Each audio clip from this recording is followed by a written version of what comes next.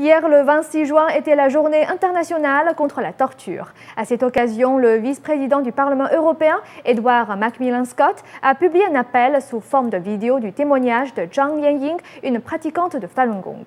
Dans cette vidéo, Zhang Lianying a exposé les tortures inhumaines pratiquées par le PCC pour la forcer à renoncer à sa foi. Le 26 juin, le vice-président du Parlement européen, Edward Macmillan Scott, a publié sous forme de vidéo le témoignage d'une pratiquante de Falun Gong, Zhang Lianying, qui séjourne actuellement aux États-Unis.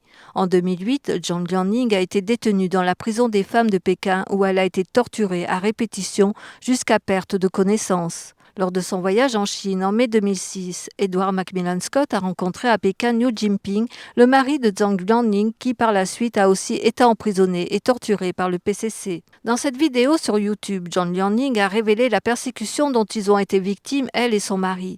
Elle a surtout exposé les différentes manières de torture inhumaines pratiquées par le PCC pour les forcer à renoncer à leur foi.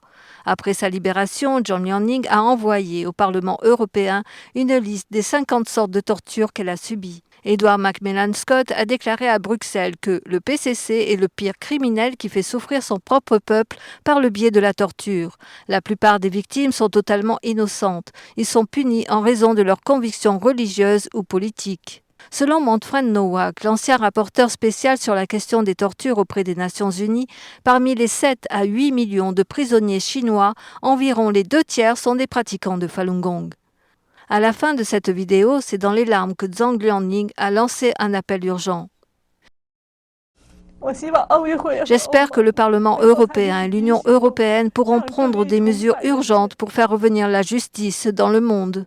Nouvelle NTD.